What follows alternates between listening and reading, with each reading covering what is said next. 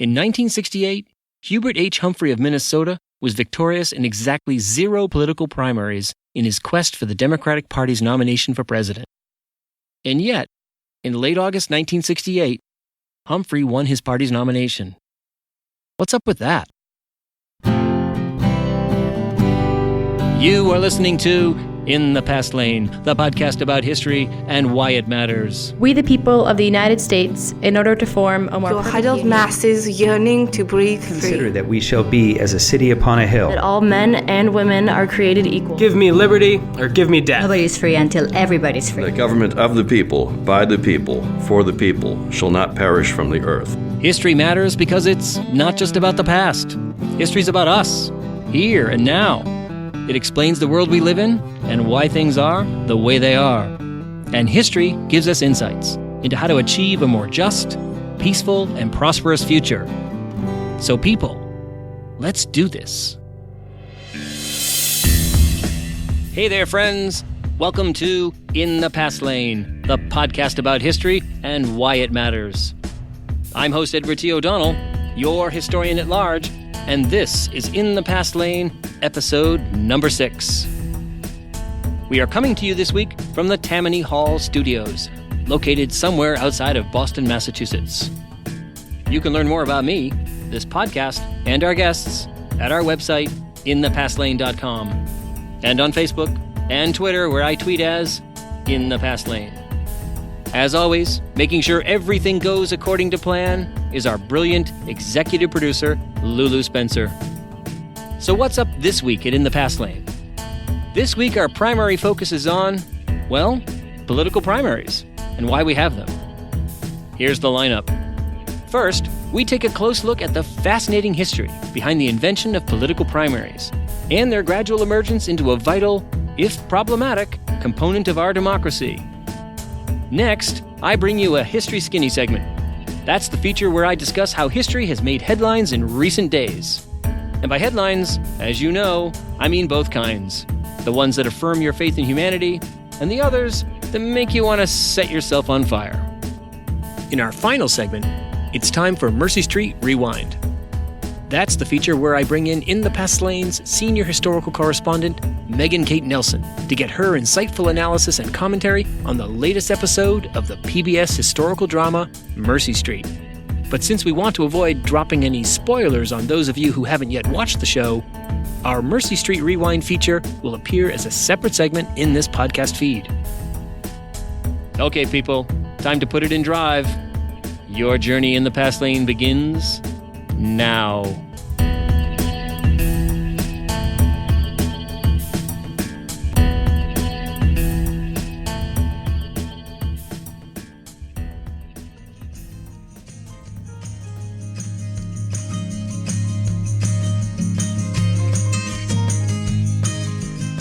In the Past Lane is brought to you by the American Footnote Council, reminding you that March is Italics Month. So whenever you cite a book, magazine, or newspaper, don't forget to italicize it. The American Footnote Council, wishing you and yours good citations this month and throughout the year.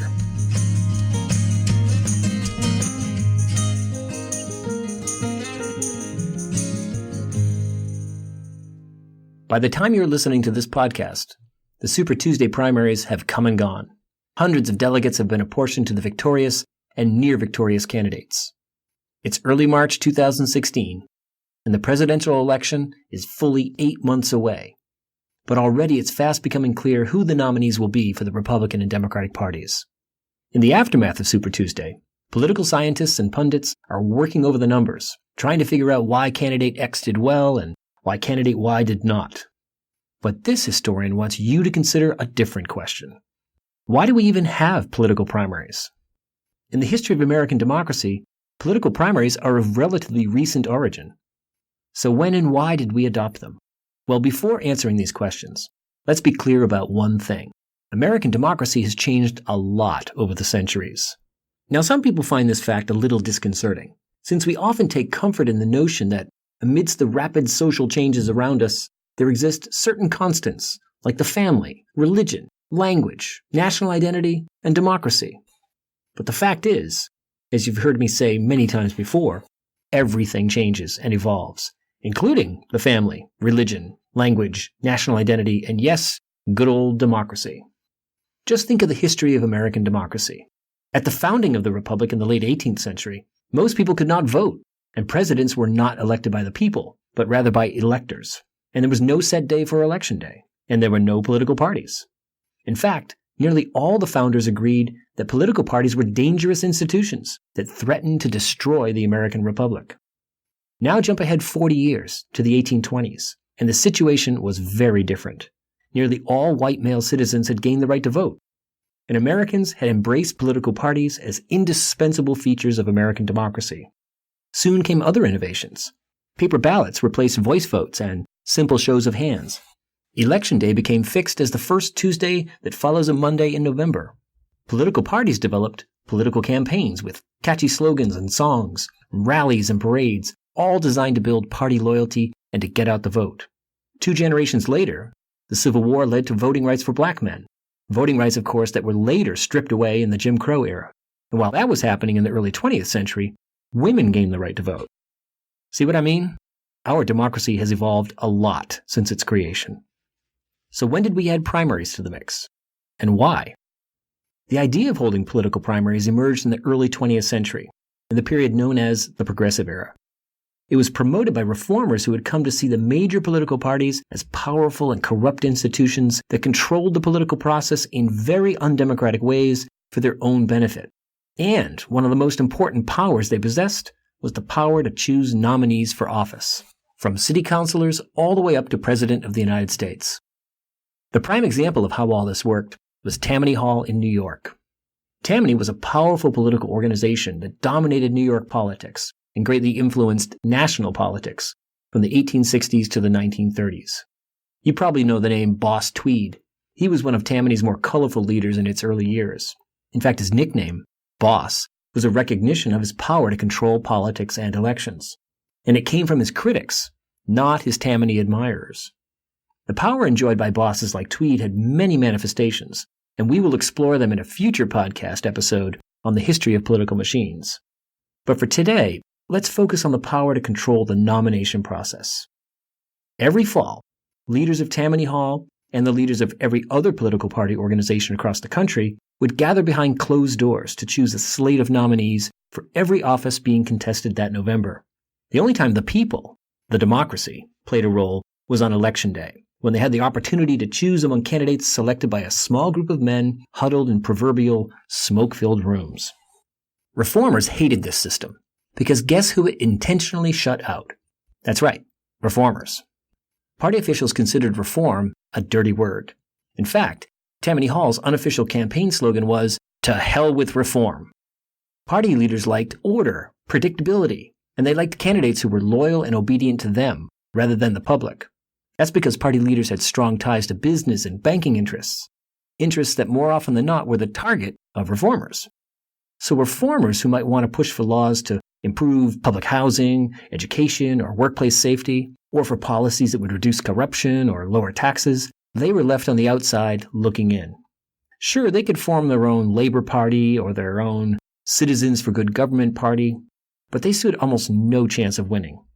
They could also lobby office holders to support their reform causes. But few, if any, office holders would ever listen. They didn't dare risk defying party officials for fear of being denied nomination in the next election cycle. So, listen to the bosses, keep your job. Listen to your constituents, lose your job. Party bosses exerted similar control over the selection of delegates to the state and national party conventions that chose presidential nominees. Only party loyalists and stalwarts were chosen. Men who could be counted on to vote the way the party leaders instructed them, based on their wheelings and dealings in those smoke-filled rooms. This fact explains why in 1884, President Chester A. Arthur was denied the Republican Party nomination for a second term. Arthur, who had risen to the presidency following the assassination of James Garfield in 1881, had angered Republican Party leaders by criticizing the party's corrupt system of awarding political appointments. This was the so-called spoils system. And Arthur angered them for promoting civil service reform. So they made certain that delegates to the GOP convention in June 1884 dumped President Arthur in favor of a staunch party loyalist named James G. Blaine. And Blaine, of course, ended up losing the election. So how did reformers propose to break this undemocratic stranglehold of political parties on the nomination process? Simple answer, primaries. Primaries in which the people could choose the final nominees from a wide open list of candidates. With primaries, the political parties could still support their favorite candidates, but the ultimate choice of nominee would rest with the people. It would be, progressive-era reformers claimed, a restoration of American democracy. We'd once again have a government of, by, and for the people. Initially, primaries were adopted in local elections for offices like school board and mayor, but they gradually expanded to include nominations for state legislators and governors. By 1915, every state in the country used the primary system for some or all of its state or local elections. And what about presidential elections? The campaign of 1912 was the first to feature presidential primaries. In that year, 14 states held some form of presidential primary. The purpose of these contests, of course, was not to nominate a presidential candidate directly, but rather to apportion delegates pledged to support a particular candidate at the later national party conventions. But in many of these states, these early presidential primaries were non-binding. In other words, they were used to gauge public opinion, but delegates were not bound by the results. And of course, 34 states held no primaries at all. Delegates in those states were apportioned in the old-fashioned way, by state conventions controlled by the political party bosses. The weaknesses in this early primary system were made crystal clear in the very first presidential election to feature political primaries, 1912. This contest was one of the most dramatic in American history. Incumbent President William Howard Taft was challenged for the nomination by two fellow Republicans, Robert La Follette of Wisconsin and former President Theodore Roosevelt of New York. Roosevelt was clearly the most popular candidate among Republican voters. He won 9 of those 14 presidential primaries, with Taft and La Follette winning just 2 each. Roosevelt's victories garnered him 290 delegates versus only 124 for Taft. But Republican leaders favored Taft, and they controlled the delegates in the 34 states that held no primaries at all. So the far less popular Taft received the party's nomination. Furious, Theodore Roosevelt launched his famous third-party Bull Moose campaign, but came up short in the end. In the years that followed, presidential primaries increased in popularity. By the presidential campaign of 1916, 25 states held primaries. But then, the major political parties began to push back against the primary movement, convincing many states to drop them. Primaries, they argued, were expensive, and voter turnout was way lower than reformers had promised. So by 1936, the number of primaries had declined to just 12 states, and it stayed that way, just 12 states holding presidential primaries until 1968. That's less than 50 years ago. So the presidential primary system, at least as we know it today, is of relatively recent vintage. That's not to say that presidential primaries played no significant role in the elections held before the 1970s. In fact, primaries enjoyed a resurgence in popularity and impact after World War II. From 1948 to 1952, voter participation nearly tripled. This upsurge was due in part to new voting rules in many states, but also to the rise of television as a new factor in American politics. Television allowed outsiders and less established politicians to gain popularity, which they could then parlay into a bid for the presidency. For example, in 1950, a relatively little-known senator from Tennessee named Estes Kefauver became a household name because he chaired televised hearings on the organized crime problem in the United States. 2 years later, in 1952, in New Hampshire's first-in-the-nation primary, Kefauver defeated incumbent President Harry Truman, and that result prompted Truman to drop out of the race. 16 years later, in 1968, incumbent President Lyndon Johnson's poor showing in the New Hampshire primary likewise prompted him to withdraw from the race. Now, while poor showings in primaries doomed Truman and LBJ, strong performances in primaries led both John F. Kennedy to his party's nomination in 1960 and Barry Goldwater to his in 1964. But it's after 1968 that presidential primaries began to assume the important role they play today. Rule changes by the Republican and Democratic parties as to how delegates would be awarded to presidential candidates encouraged a growing number of states in the 1970s and 80s to establish presidential caucuses or primaries. Now every state holds one, and they play a dominant role in selecting presidential candidates. But 100 years on, it's worth asking, have presidential primaries, or at least our current system of presidential primaries, helped or harmed democracy? Remember, back in the 19-teens when primaries were invented, The goal was to shift power from the political party bosses to the people. Well, many historians and political scientists question whether political primaries actually have improved our democracy. They note, for example, that while primaries have indeed put more power and influence in the hands of everyday voters when it comes to choosing political candidates, over the decades, the Democratic and Republican parties have found many ways to exert tremendous influence over the nomination process. The parties use their enormous financial power and personnel resources to favor particular candidates. And the parties have frequently changed the way delegates are awarded to primary candidates, thereby diminishing the influence of voters. Critics also argue that political primaries are inherently flawed in terms of representing the views of the general American public. Only a sliver of the electorate participates in political primaries, and these voters tend to be more ideologically extreme, both liberal and conservative, in their political views. This dynamic can result in the nomination of candidates whose political views are outside the American mainstream, and as a result, these candidates end up losing in the general election. The old system of party bosses nominating candidates may not have been very democratic, but it did often ensure the nomination of candidates with broad electoral appeal. But people, rest assured, there are many, many proposals out there for reforming both the primary process and elections in general. These range from plans to make it easier to vote in primaries, including proposals to allow for online voting, to changing the current primary and caucus schedule to diminish the influence of Iowa and New Hampshire, states whose populations are overwhelmingly white and economies are far more rural than the rest of the nation. And then there's campaign finance reform. Yikes, we better not go down that road right now. So, keep some of this in mind as you observe and hopefully participate in the primary process in 2016. And don't lose heart, citizens. If there's one thing that history teaches us, it's that while democracy is a wondrous and virtuous system, it's also messy and complicated. It always has been and always will be. It's a work in progress, one that we all need to keep working at. Stay right where you are. We'll be right back.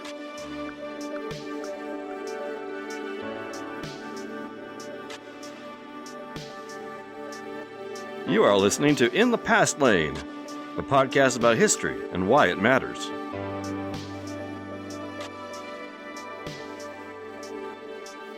If you are enjoying this podcast, then please subscribe to In the Past Lane at iTunes, Stitcher, or wherever you access your podcasts.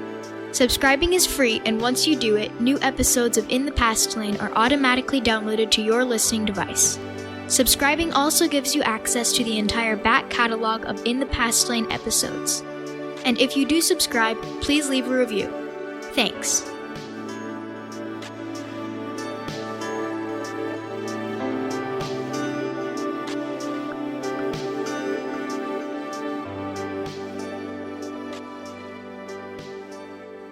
Alrighty. Show notes a little disorganized here. Sorry about that. What is next? Lulu, what's next? The history in the news thingy. Right. Oh, yes. Of course. The History Skinny. Let's get right to it. Conservative critics are calling it revisionist history with an anti-American bias. So Abraham Lincoln's 200th birthday was a marked celebration for Springfield, Illinois. Commemorating the 74th anniversary of the attack on Pearl Harbor. This morning, the Confederate flag is no longer flying over Fort Sumter, South Carolina, where Southerners fired the first shots of the Civil War. Well, history has made the news quite a bit in recent days. Let's start with Donald Trump. He seems to be everywhere at this moment. Recently, at a large campaign rally prior to the South Carolina primary, Trump recited a whopper of a story about U.S. Army General John Joseph Blackjack Pershing. Pershing was in charge of suppressing Filipino resistance to U.S. occupation in the Philippines following the Spanish-American War. This is way back in 1902. According to the story related by Trump, one group that proved particularly resistant to U.S. occupation were Muslim Filipinos. To stop their deadly surprise attacks on American soldiers, Pershing allegedly lined up 50 captured Muslim Filipinos, dipped bullets in pig's blood, which of course would be a big violation of Muslim religious law, and then shot 49 of them. The one survivor was told to go back to his people and report what he had witnessed, basically that Americans will shoot you with bullets dipped in pig's blood and deny you entry into the afterlife. Trump's point, of course, was that the only way to deal with Muslim terrorists in 2016 is by employing ruthless tactics like Pershing's. The only problem for Trump is that the story is a notorious fabrication. Historians are unanimous in their assessment of this story. It's a complete and total creation of the internet. I've posted 2 articles at our website page for this episode that explain the story's origin in some detail. Also in the news, the governor of Mississippi just declared April Confederate Heritage Month. Now, Confederate Heritage Months are nothing new, but this one grabbed headlines because of its timing. Ever since the murder of 9 African Americans in a Charleston, South Carolina church in June 2015 by a white supremacist who celebrated the Confederate flag, there's been a movement across the country to remove symbols of the Confederacy from public places. Things like statues of Nathan Bedford Forrest or, flags flying over courthouses and that sort of thing. At the heart of this movement is a recognition that for many decades, Confederate symbols have been used to uphold segregation and white supremacy. So, many found it just a little bit strange that for the first time in its history, Mississippi has declared a Confederate Heritage Month. Now, for some really brilliant analysis of this rather strange declaration, I recommend that you go to the blog Civil War Memory. It's written by historian Kevin Levin. It's a great blog, by the way. You should subscribe to it. He has a great piece there that examines the intentionally vague wording of the document, noting that it reflects an attempt to stoke Confederate nostalgia while at the same time avoiding criticism about slavery, secession, and white supremacy. And I've posted a link to this piece at our website. Another story that caught my attention came with a, rather depressing headline. New data shows declining American interest in historic sites. Ugh.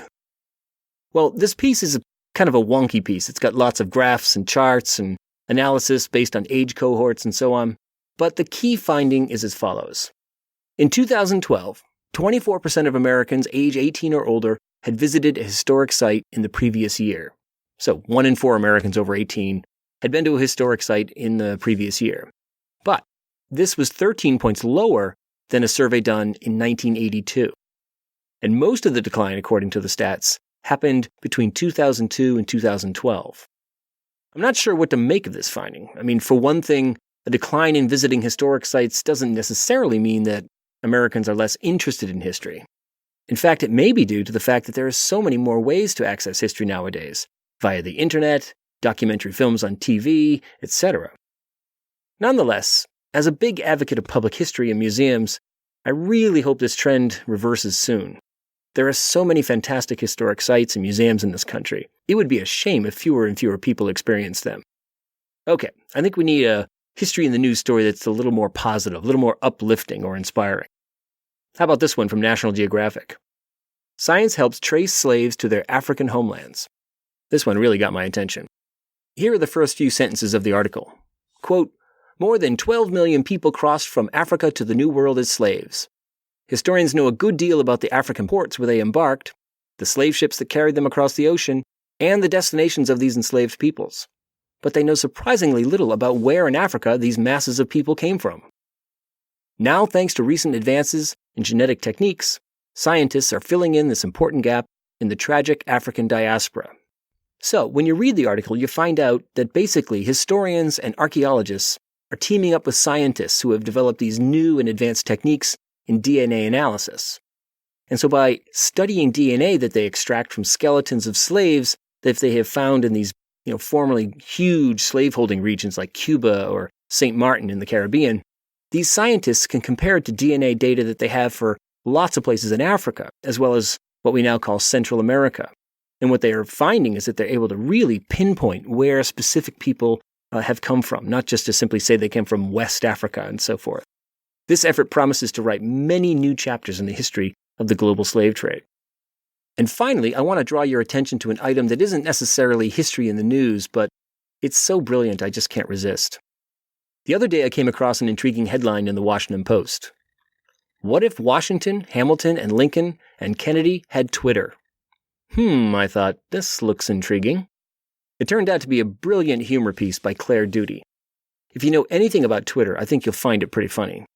Basically, she's making the point that American politics has always been pretty darn ugly. Politicians have always sniped at and ridiculed each other in less than decorous ways.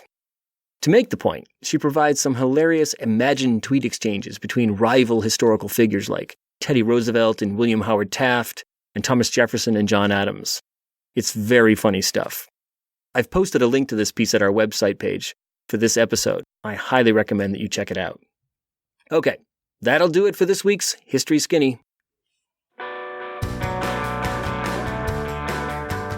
Well, people, as always, this has been a lot of fun, but I'm afraid we are out of time. I want to thank you for listening, and I want to hear from you. So send along your comments, questions, and suggestions via Facebook and Twitter. I also encourage you to visit our website, inthepastlane.com. At this site, you'll find a show page for this episode that includes show notes, links, essays, images, and further reading suggestions related to all the stuff we've talked about in this episode. It also includes more information about our guests, correspondents, and other contributors. It's all there at inthepastlane.com. And please, subscribe to the In the Past Lane podcast at iTunes, Stitcher, or wherever you access your podcasts. And when you do, please leave a starred review and a comment. It really helps. Thanks.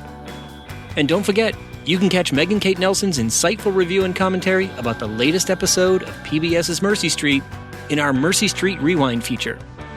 To avoid spoilers, Mercy Street Rewind appears as a separate segment in this podcast feed. In the Past Lane has been made possible by the hard work and dedication of many people. They include technical advisors Holly Hunt and Jesse Anderson, podcasting consultant Daryl Darnell of Pro Podcast Solutions, photographer John Buckingham, graphic designer Maggie Salucci, website by ERI Design, legal services Tippa Canoe and Tyler 2, social media management The Pony Express, risk assessment Little Bighorn Associates, growth strategies 5440 or Fight. And of course, there'd be no In the Past Lane podcast without our executive producer, Lulu Spencer. Special thanks also to Jay Graham for creating the intro music for this podcast, and to the Free Music Archive for providing the rest of the music for this episode. I'm In the Past Lane's host, Edward T. O'Donnell, your historian at large, reminding you that history explains our world. So let's pay attention to it. Thanks for listening. We hope you'll join us next time for another journey in the Past Lane. Lulu, you get the last word. Go. Why don't you do it?